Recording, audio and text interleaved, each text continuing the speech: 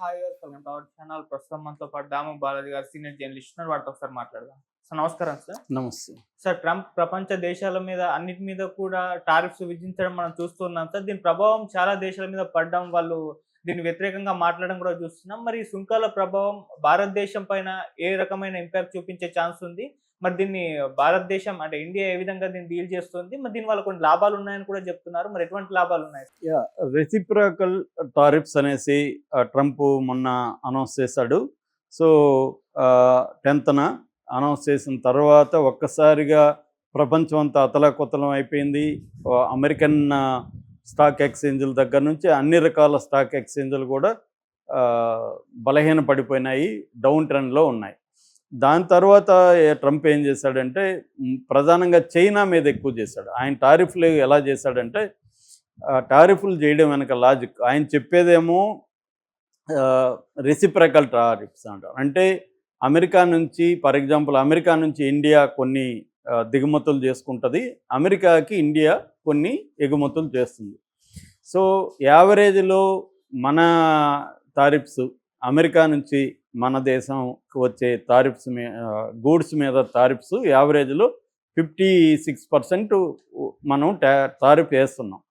Tax అనుకోవచ్చు, సుంకం అంటారు తెలుగులో, సుంకాలు వేస్తున్నాం. మన వాటి మీద యావరేజ్లో అమెరికా ఎంత వేస్తుంది? 3% వేస్తుంది.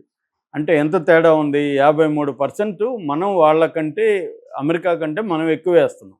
దీని వెనక మళ్ళీ లాజిక్లు ఉన్నాయి. దీని వెనక WTO, వరల్డ్ ట్రేడ్ ఆర్గనైజేషన్, ఈ వ్యవహారాలు ఉన్నాయి. కానీ ఇప్పుడు అతను చెప్తున్నది ఏమంటే, మీరు మా గూడ్స్ మీద 56% వేస్తున్నారు కాబట్టి నేను కూడా మీ దాని మీద 56% వేస్తాను అనేది అతని లాజిక్.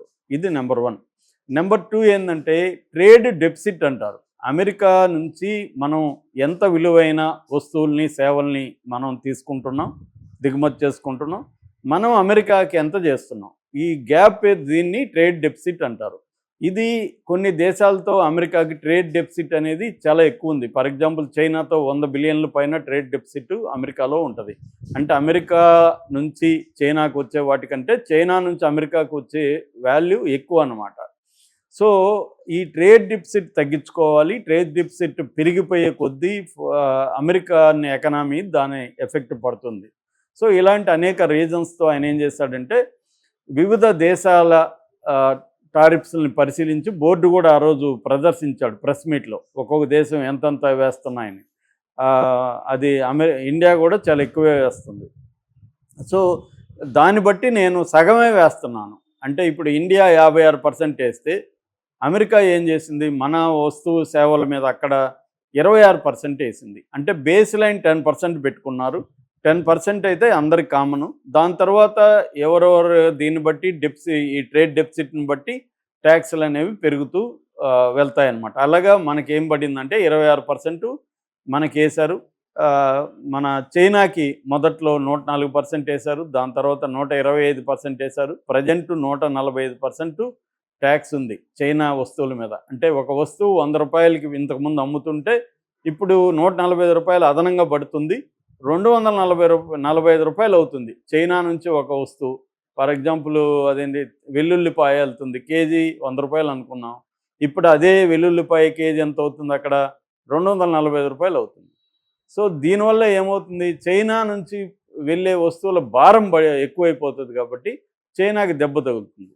ఇది ఆయన ట్రేడ్ ప్లాన్ అనమాట. సో నేను ముందు ఇండియాది మాట్లాడి తర్వాత మిగతా విషయాలు మాట్లాడతా. ఇండియాకి మనకి ట్రేడ్ పరిస్థితి ఏంటి?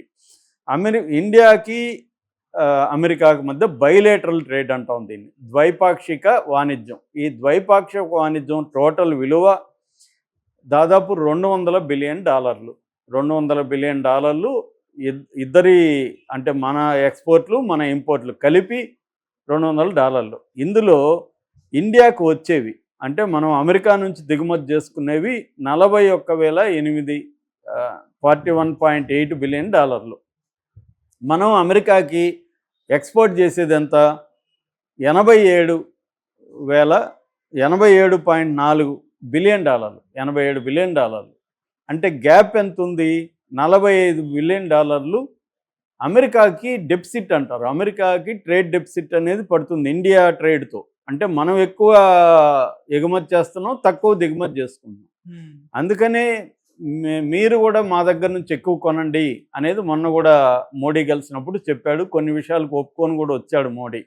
అంటే వాళ్ళ దగ్గర క్రూడ్ ఆయిల్ అలాంటివి మనం ఎక్కువ కొంటాం. అట్లాగే యుద్ధ విమానాలు, F-35 ఇలాంటివి. ఫర్ ఎగ్జాంపుల్ అమెరికా నుంచి మనం ప్రధానంగా దిగుమతి చేసుకునేవి ఏవి అని కానీ చూస్తే పెట్రోలియం ఉత్పత్తులు చేసుకుంటున్నాం, రఫ్ డైమండ్లు చేసుకుంటున్నాం, లిక్విడ్ నేచురల్ గ్యాస్ ఎల్ఎన్జీ చేసుకుంటున్నాం, గోల్డ్ చేసుకుంటున్నాం, కోల్ చేసుకుంటున్నాం, ఏవియేషన్కి సంబంధించిన పరికరాలు మన ఎయిర్ ఫోర్స్ వాటికి సంబంధించి కొన్ని చేసుకుంటున్నాం. ఇది మనం దిగుమతి చేసుకునేవి. మనం ఏమి అమెరికాకి ఎగుమతి చేస్తున్నాం అంటే ఫార్మా ప్రోడక్ట్స్, అంటే వైద్య రంగానికి సంబంధించిన హెల్త్ సంబంధించిన ప్రోడక్ట్స్, అంటే జనరిక్ డ్రగ్స్ అలాంటివి ఏపీఐ అంటారు. అలాంటి వాటిని మనం ఎగుమతి చేస్తున్నాం. అట్లాగే పాలిష్డ్ డైమండ్స్ని పాలిష్ చేస్తే అవి పంపిస్తున్నాం. Petroleum products, jewellery, textile, IT services, fuel, ఇవన్నీ ఇక ఎట్లాగో టెక్నికల్ సర్వీసెస్ మనం ఇస్తున్నాం, ఐటీ సర్వీసెస్ ఇవి ప్రధానంగా ఇస్తున్నాం. సో ఇప్పుడు 26% మన మీద వేశాడు. అందులో 2-3 రంగాలకి ఎక్సెప్షన్ ఇచ్చాడు. ఒకటి pharma sector, essential pharma medicines మీద తారీఫ్ లేదు. అట్లాగే సెమీ కండక్టర్స్ మీద తారీఫ్ లేదు. కొన్ని ఎనర్జీకి సంబంధించిన కొన్ని గూడ్స్ మీద తారీఫ్ లేదు. ఇది కూడా నెక్స్ట్ నేను వేస్తానని చెప్తున్నాడు. సో దీంతో ఇండియన్ స్టాక్ మార్కెట్తో సహా అన్నీ పడిపోయినాయి. పడిపోయేసరికి ట్రంప్ ఏం చేశాడంటే, ట్రంప్ ఆ దేశంలో కూడా పడిపోయినాయి. దాదాపు 5 ట్రిలియన్ల వర్త్ డౌన్ అయిపోయింది. దాంతో ఏం చేశాడంటే ట్రంప్ దిగొచ్చి 75 దేశాల మీద 3 నెలలు అంటే 90 రోజుల పాటు పాజ్ పెట్టాడు. ఈ తారిఫ్స్ నేను అమలు చేయను. ఎందుకంటే అతని భాషలో చెప్పాలంటే these countries are crawling to kiss my ass అన్నాడు. వాళ్ళు వచ్చి నన్ను అడుక్కుంటున్నారు, దే ఆర్ బెగ్గింగ్ అని చెప్పాడు. సో ఈ దేశాలు బెగ్గింగ్ చేస్తున్నాయి కాబట్టి వీళ్ళకి కొంత టైం ఇస్తున్నా, నా కండిషన్లకు వీళ్ళు ఒప్పుకోవడానికి 3 నెలలు టైం ఇస్తున్నాను. అలాగే మనకి ఇండియాకి కూడా 3 నెలలు టైం ఇచ్చాడు. సో చైనాకి మాత్రం తగ్గించలేదు, చైనాకి ఇంకా పెంచాడు. ఎందుకు చైనాకి పెంచాడంటే చైనాకి అమెరికా 104% టారిఫ్స్ పెడితే చైనా రివర్స్లో 84% చైనా కూడా పెట్టింది. మనమేం పెట్టలే, మనం రివర్స్లో అమెరికన్ గూడ్స్కి మనం పెంచలేదు, కానీ చైనా పెంచింది, 84% పెంచింది. దాంతో ట్రంప్ కోపం వచ్చి ట్రంప్ దాన్ని 125% చేశాడు. ఇప్పుడు 145 అని ఈరోజు డిక్లేర్ చేశాడు. 140% ట్యాక్స్ చైనా మీద పడుతుంది. చైనా తగ్గట్లే. చైనా ఏం చేస్తుంది, 84% ట్యాక్స్ పెట్టిందా, ఒక 18 అమెరికన్ కంపెనీలకి రిస్ట్రిక్షన్స్ పెట్టింది. సో 18 అమెరికన్ కంపెనీలు ఇప్పుడు చైనాలో నుంచి బయటికి రావాలి, టక్కని బయటికి రావాలంటే ఇబ్బందులు ఉన్నాయి. అట్లాగే చైనా ఏం చేస్తుంది, తనకి ఇప్పుడు అమెరికాలో తన వస్తువులు కాస్ట్ పెరిగిపోయినాయి కాబట్టి వాళ్ళ దేశంలో డొమెస్టిక్ కన్జంప్షన్ని పెంచే విధంగా చర్యలు తీసుకోవడం, వాళ్ళ స్టాక్ మార్కెట్ పడిపోకుండా గవర్నమెంట్ స్టేట్ స్పాన్సర్డ్ సంస్థల దగ్గరే షేర్లు కొనిపించడం, దాని ద్వారా షేర్ మార్కెట్ని బ్యాలెన్స్ చేయడం, తర్వాత ఇతర దేశాలతో రాయబారాలు నడుపుతుంది, సౌత్ కొరియాతో, ఇండియాతో కూడా. అంటే ఇప్పుడు లేటెస్ట్ ఇదేంటంటే చైనా గూడ్స్ 5% ఇప్పటికే కంటే కూడా మేము తక్కువ ఇస్తాం అంటే వాళ్ళ వాళ్ళ కరెన్సీని తగ్గించింది.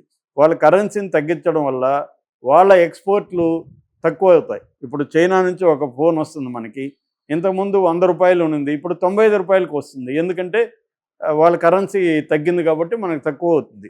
దీనివల్ల మనం ఏం చేస్తాం, ఇప్పుడు నేను ఫోన్ కొనాలనుకుంటాను, నేను ఈ రేంజ్లో నాకు ఏది బెస్ట్ ఫోన్ అని చూస్తాను. ఇదే రెడ్మీ ఫోను నాకు 100కి 5 రూపాయలు తగ్గింది, 5%. సో నాకు ఇది బెస్ట్ కదా, 5% నాకు ఎక్స్ట్రా వస్తుందని నేను రెడ్మీ కొంటాను. అలాగా మనం ఫోన్లు కావచ్చు, టీవీలు కావచ్చు, ఎలక్ట్రానిక్ వస్తువులు మనకి చీప్గా పడే అవకాశం ఉంది. అలాగా చైనా ఏం చేస్తుందంటే తలగొకుండా అమెరికాని ఢీకొంటూ ఉంది. మరి అది ఏం జరుగుతుందో చూడాలి. అయితే ఇండియాకి దీనివల్ల లాభమా నష్టం అనేది ఉంది. ఇండియాకి కూడా కొన్ని విషయాల్లో ఖచ్చితంగా నష్టం. ఎందుకంటే ఆల్రెడీ మనం రొయ్యలు అక్వా పరిశ్రమ ఎంత ఘోరంగా ఉందో చూసాము. అలాగే సూరత్లో డైమండ్ ఇండస్ట్రీలో పనిచేసే వాళ్ళు వీధుల్లోకి వచ్చి ధర్నాలు చేస్తున్నారు, ఎందుకంటే వాళ్ళ శాలరీలు పడిపోయినాయి. అట్లాగే అక్వా రైతులు కూడా గోడు వెళ్ళబోస్తుంటే జగన్ పెద్ద ఎత్తున దాని మీద మాట్లాడుతుంటే చంద్రబాబు కొంత దాని మీద దృష్టి పెడుతున్నాడు. ఫస్ట్లో చంద్రబాబు నేనేం చేసేది, ట్రంప్ గారు చేసిన పని నేను చేతులు ఎత్తేసాడు. కానీ జగన్ పోరాటం వల్ల చంద్రబాబు కొంత దృష్టి పెడుతున్నాడు. అలాగా ఇండియాలో అనేక పరిశ్రమ మీద ఎఫెక్ట్ పడింది.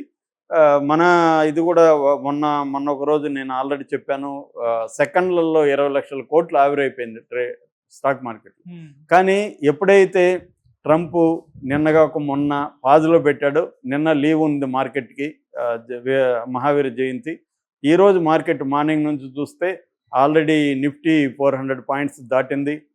ఇటు సెన్సెక్స్ కూడా 1400 పాయింట్స్ పైన వెళ్తుంది. మంచి ఊపులో ఉంది ఈరోజు, అంటే ఎప్పుడైతే పాజ్ పెట్టారో. సో అదేవిధంగా మన వాళ్ళు కూడా ఏం చేస్తున్నారంటే ఇతర దేశాలతో బైలేటరల్ ట్రేడ్ని పెంచుకోవడానికి ట్రై చేస్తున్నారు. మన నిర్మలమ్మ లండన్ వెళ్ళింది, అక్కడ ఆల్మోస్ట్ 75% ఓకే అయిపోయింది, 95% ఓకే అయిపోయింది. ఇంకా చిన్న చిన్న విషయాలు ఉన్నాయి. మనతో లండన్తో అంటే ఇంగ్లాండ్తో మన దేశానికి బైలేటరల్ ట్రేడ్ ఉంటుంది. అట్లాగే ఆస్ట్రేలియాతో బైలేటరల్ ట్రేడ్ ఉంది, ఇతర దేశాలతో బైలేటరల్ ట్రేడ్ చేసుకుంటుంది. ఆమె ఏమంటుందంటే ఇక మీదట బైలేటరల్ అనేదే ముందుకు వస్తుంది, మల్టీలేటరల్ అనేది తగ్గిపోతుందని కూడా స్టేట్మెంట్ ఇచ్చింది. అట్లాగే ఇప్పుడు అమెరికా నుంచి బయటకు వస్తాయి కొన్ని కంపెనీస్, అంటే అమెరికన్ కంపెనీస్ కూడా చైనా నుంచి అమెరికన్ కంపెనీస్ కూడా చైనాలో ఉన్నాయి. ఆ కంపెనీస్కి చైనాలో ఉత్పత్తి చేసి పంపిస్తే అమెరికాకి 145% పడుతుంది, కాబట్టి వాళ్ళు ఇండియాకు వచ్చే అవకాశం ఉంది. ఆల్రెడీ వియత్నాంకి, థాయిలాండ్ కొన్ని వెళ్ళాయి, ఇండియాకి కూడా వస్తాయి. అలాగా చైనా గూడ్స్ ఇండియాకి వస్తాయి. చైనా కంపెనీ, అమెరికన్ కంపెనీస్ కానీ ఇతర దేశాల కంపెనీస్ చైనా నుంచి కొంత అక్కడ తగ్గించుకొని ఇండియాకి వస్తాయి. అలాగే చైనా ప్లస్ పాలసీ అంటారు, అంటే చైనా కాకుండా ఇతర దేశాలు. మంది అతిపెద్ద మార్కెట్ కాబట్టి మనం భయపడాల్సిన అవసరం లేదు. రెండవది మంది డొమెస్టిక్ కన్జంప్షన్ మీద డిపెండ్ అయిన మార్కెట్, మనం ఎక్స్పోర్ట్ల మీద డిపెండ్ అవ్వలేదు, డొమెస్టిక్ దీని మీద ప్రధానంగా డిపెండ్ అయినాం. పైగా మనకి ఈ ట్రేడ్ డెఫిసిట్ అనేది లేదు, మనకి ట్రేడ్ సర్ప్లసే ఉంది. 35% ట్రేడ్ సర్ప్లస్ మనకు ఉంది, కాబట్టి మనం భయపడే పరిస్థితి లేదు. మన మోడీ గవర్నమెంట్ కూడా ఈ విషయాల్ని జాగ్రత్తగా డీల్ చేస్తుంది, అమెరికాతో కూడా ఆచితూచి వ్యవహరిస్తుంది. సో ఈ క్రైసిస్ని ఆపర్చునిటీగా ఎలా మార్చుకోవాలన్న యాంగిల్లో ఇండియన్ గవర్నమెంట్ పనిచేస్తుంది. కాబట్టి నాకు తెలిసి ఇండియన్ ఎకనామీకి ఇమీడియట్లో కొంత